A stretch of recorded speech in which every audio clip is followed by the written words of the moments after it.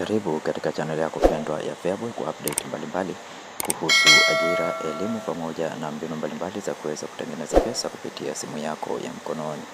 Katika video ya leo tutakwenda kuangalia nafasi hizi za kazi, Public Service Management and Good Governance Vacancy Announcement.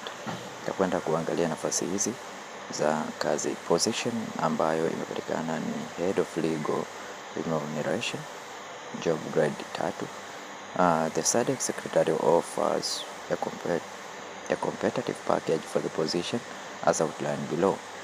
Job grade average package per minimum. Job grade 3 US hiyo hapo. The nature of appointment.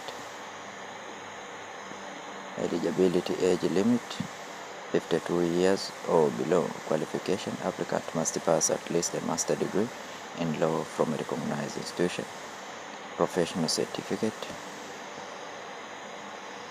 Kwa hiyo nafasi ambazo zimeweza kutangazwa ni hizo, na kuweza kuomba nafasi hizi hakikisha unatuma maombi yako kwa Permanent Secretary, President's Office, Public Service Management and Good Governance, Mtumba Government City, Utumishi Street, PO Box 670 Dodoma, or through email.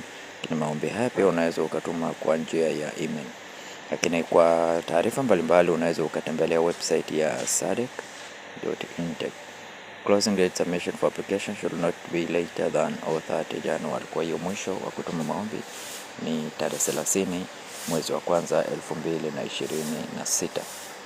Kama unaona nafasi hii inakufaa, basi ni muda wako wewe kuweza kutuma maombi yako. Na kwa wale ambao ni mara yenu ya kwanza kuingia katika channel hii ya Feaboy, tafadhali bonyeza neno subscribe, like video hii na share video hii kwa wengine wengi zaidi. Asante na karibu.